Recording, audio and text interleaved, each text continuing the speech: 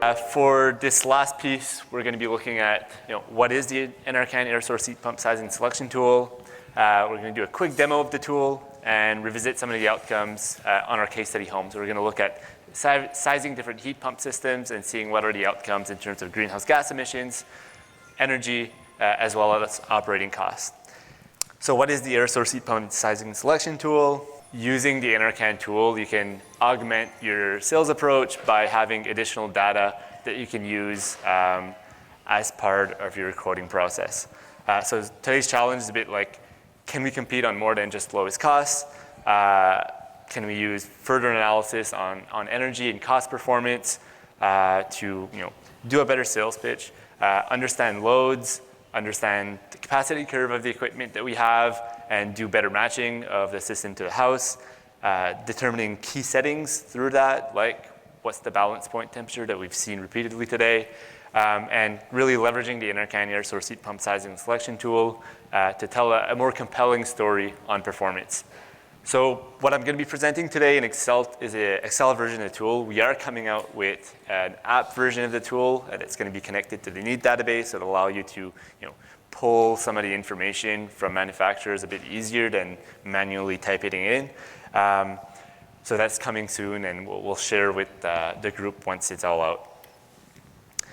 So revisiting our case study home, you've seen it multiple times today, a heat loss of 41,000 BTUs per hour and a heat gain of just over 20,000. And the homeowner is looking to switch out their AGIC furnace, reduce upfront cost, take advantage of the rebates that are out there, reduce reliance on fossil fuels, manage costs, and ideally doesn't have a big disruption. They don't want to do major ductwork upgrades, things like that. So before we get into the demo of the tool, we're going to need a few things before we use this tool. We're going to need the design heat loss and heat gain of our home. The tool is going to use that to do some modeling in the background. We're also going to need some product data, so from your manufacturers, specification sheets. So what's the capacity, what's the COP of your heat pump at different temperature points? The more data you have, usually the better it's going to be at modeling the system. And a good understanding of what the homeowner goals are. So what are they after in this retrofit? Is the homeowner more cost motivated? Are they more environmentally motivated? How can we use this tool to tell a better story in the end? Now we're going to jump into a quick demo. So this is the NRCan air source heat pump sizing selection tool. It's the main landing page.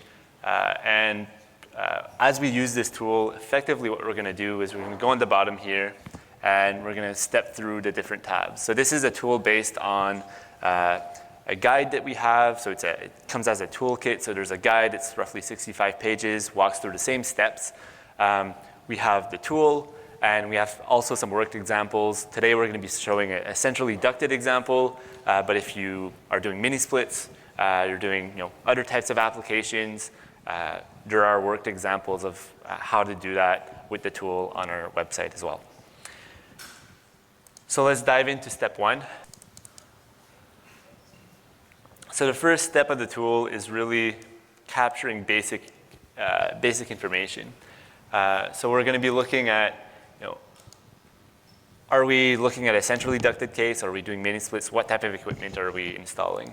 We're also going to be looking at it from, are we in new housing? Are we in a retrofit scenario? Are we adding on an air source heat pump to an existing furnace, or is this a full equipment swap where we're taking out the air handler, adding a heat pump with a matching system?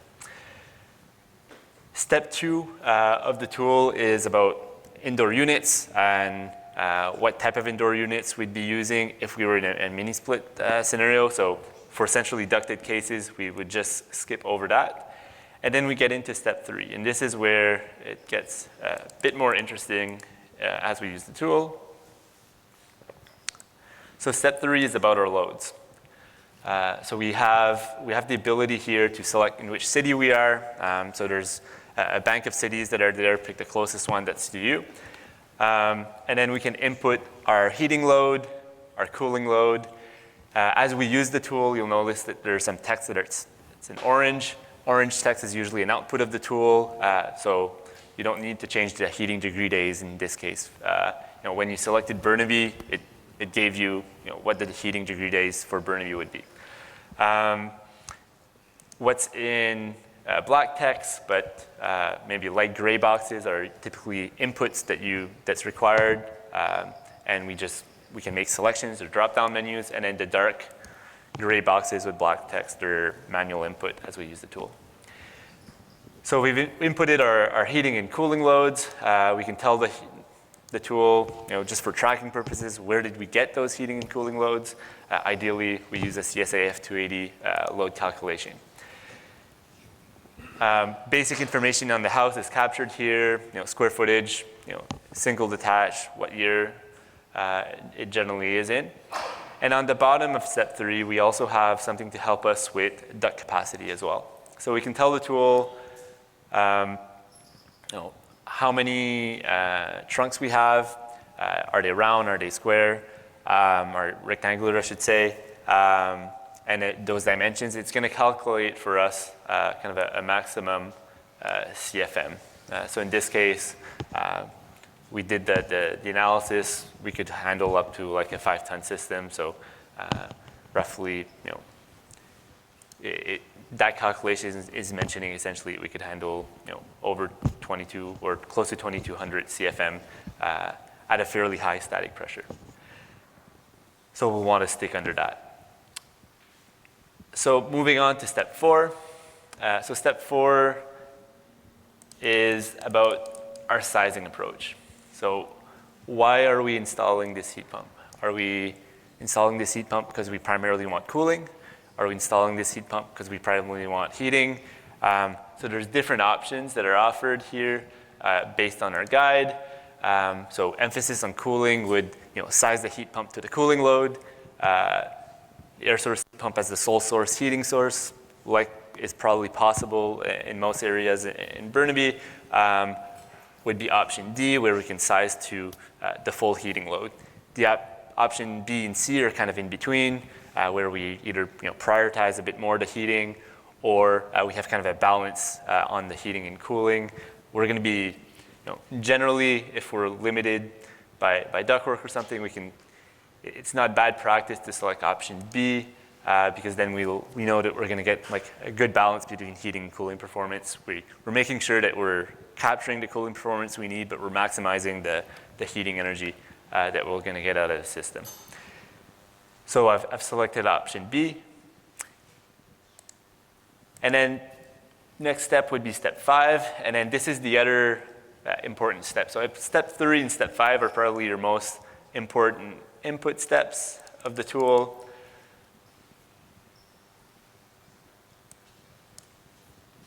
So here we're going to be entering heat pump data.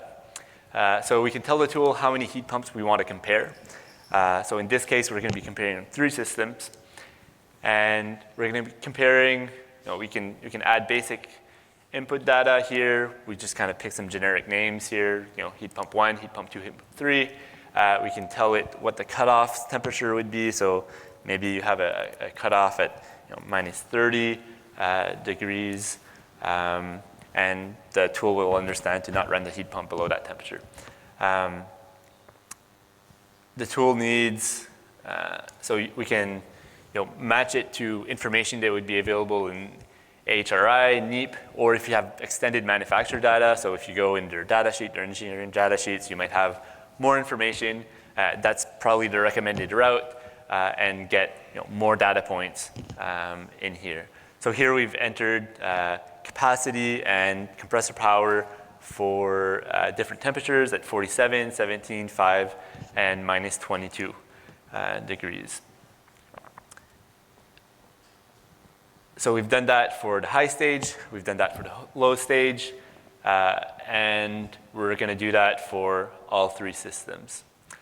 So the 3 systems that we've modeled is a 2-ton system, we've looked at a 3-ton system, and we looked at a 4-ton system just to compare how they would react in this home.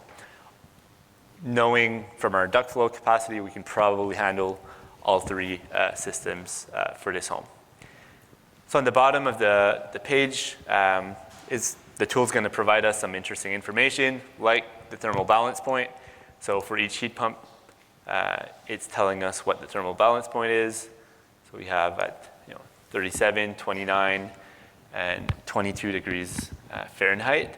And it's also telling us on the bottom here, what's the percentage of the heating season that's covered above that balance point temperature. So if we cut off the heat pump at that balance point temperature, for the first system, we'd cover 81% of our heating season. And then moving on to that last one, where we're covering 99% of the heating season, we're just there in terms of meeting the design load pretty much. So moving on to the next step. So once we've selected our different systems, we can also tell the tool what kind of control approach we'd like. In all electric scenarios, it's a bit, there's less options typically, but essentially we could pick between cutting off the heat pump at that cutoff temperature that we've set, or an economic cutoff temperature. In this case, because it's an all electric system, that economic cutoff temperature is when the COP reaches 1, so we won't operate the heat pump below that. We're unlikely to reach that in this area. So we set the tool as electricity as our backup source. We could pick natural gas, oil, or propane if you're in a different market, if that's what the homeowner has. We set our electricity rates. So in this case, we've set the electricity rates, and this is the rate that includes all your taxes, all your additional fees, if there's like a transport fee, all the fees per kilowatt hours that are included on the bill. So after step 6, we've defined kind of control strategies, utility costs. We go to step 7. In step 7, we're able to size our auxiliary system or our supplementary system. So in this case, we can have an oversize factor, so essentially making sure that we reach just a bit above the design heating load. And we can tell the tool whether we want the air source heat pump and that, in this case, it's called backup, but you can use supplementary and auxiliary. And for all electric system, we'll want to size the system so that it goes on top of the heat pump and doesn't necessarily act as a full replacement to it. So here, it's gonna go and calculate that number for us. In this case, that full backup size would be 47,000 BTUs per hour. Finally, once we've done all these steps, are the main outputs of the tool. So the main outputs of the tool are going to be greenhouse gas emission graphs on the 3 heat pumps that we've modeled. It's going to be the energy consumption of the 3 heat pumps that we've modeled, as well as the cost. There's a little progress bar as it's calculating. Let me just show that to you. It showed up on my other screen. And now we have the data for all 3 heat pump systems that we've modeled. So I'm just going to stay here and look at, so we've defined the tool once, understanding that most contractors work with specific suppliers, maybe your Mitsubishi or Daikin or Panasonic or Carrier dealer. You're going to be mostly speccing the same equipment from house to house. So how I would recommend using the tool is to first define your heat pumps that you think that you're going to be proposing to homeowners as different packages to compare against. And then once you've done this, you can copy over the Excel tool, save it as a new file for the next house. And all that's really needed from house to modify is going back to step 3, changing the design loads, and that'll be a much faster way of using the tool. So instead of inputting step 5 data, which you can see there's a lot of numbers in here, keep that saved somewhere, and you only just have to update 2 numbers on step 3, and that'll be a much faster way of using the tool. So we'll go back and see what that data really means. So let's recap a bit on those selections. So we started with a base case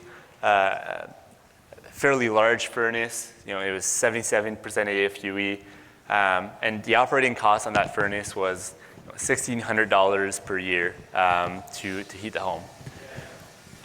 It emitted 7.8 tons of CO2, and the homeowner wanted to move to a heat pump. So scenario one, we could size this heat pump as an air conditioner. So we could pick that as a 2-ton system, and that would give us roughly 73% energy savings over that base case. It would reduce our energy cost to roughly just under $1,300, and we'd massively save on greenhouse gas emissions, so 0.1 tons of CO2. I'd like to point out the implications of controls here. Here, depending on each market, it's going to change a bit, but essentially, if we cut off the heat pump at the balance point temperature, we'd only cover 81% of the winter season. So that's the number, where's the clicker here? It's the number right here. If we operate the heat pump below its balance temperature, so regardless if the heat pump can keep up with the load of the house or not, the heat pump will be on, and we'll let our auxiliary system just kind of do the balance of it. That 2-ton system now covers 94% of the heating season. We're letting it run at those colder temperatures. And that's even with cutting it off at just under 3 degrees. So if we went the next size up, a 3-ton system, what would that look like? We'd save a bit more on the energy. It's not a huge amount. We'd reduce our cost a bit. So we'd go from $100 reduction over scenario one. We would cover a lot more of our heating season, almost 100% with that 3-ton system. And that balance point is already covering a fairly high percentage of the winter season. So the auxiliary is not kicking in too much in this case. And then finally, if we go to a system that could essentially meet the full size, the full heating load, we're at 99% of the balance point of our design conditions here on the balance point. That system, it would reduce the cost a bit, not too much, so that 3-ton system might, there's not a lot of energy that's being covered by the auxiliary, so it's not making a big difference to jump from one another. The last scenario that we ran is, we often talk about envelope first approaches, and what if we took that second scenario and we reduce the heating load of the house by roughly 25%. So maybe the homeowner's installing new windows, they're adding insulation in the attic, they're tightening the building envelope a bit, so they're reducing the air leakage. That can have a significant impact. And that 3-ton system now, looks a lot closer to what that 4-ton system was looking like. So it has that same balance point temperature because we reduced the loads, and we've significantly reduced our heating costs over the winter season by an extra $200, $300 yearly. So that's the impact of reducing the building envelopes. In some scenarios, if you were limited by the ductwork, you could have only put a 3-ton system because your ductwork was limiting. Putting that 3-ton system and then reducing your loads kind of helps the homeowner get a heat pump that meets the energy for the full season. So key takeaways, the NRCan air source heat pump sizing selection tool can provide data to support you in the field. So better data hopefully makes better quotes for you guys. And then if you have a good performing system, it'll lead to fewer callbacks. As you've seen today, I think F280 is best practice for sizing. Choosing the right control approach can have an impact. So it can be like a 20% difference between having the wrong control approach where you're not letting your heat pump run enough versus having the right control approach where you're letting that heat pump run a lot more. And then quantifying airflow will help you kind of assess what's the limits of your ducts, be able to make informed sizing decision, and then checking before you upgrade. So if you're looking at your electrical panel and there are methods to make sure that you can avoid that panel upgrade and that you have sufficient capacity, even if as Ben had mentioned, some of the basic methods in the Canadian electrical codes are leading you to, the calculation of doing a panel upgrade. You might not need one if you do those enhanced methods and actually calculate your loads or measure your loads. So any questions on the air source heat pump size selection tool? I know we're ready.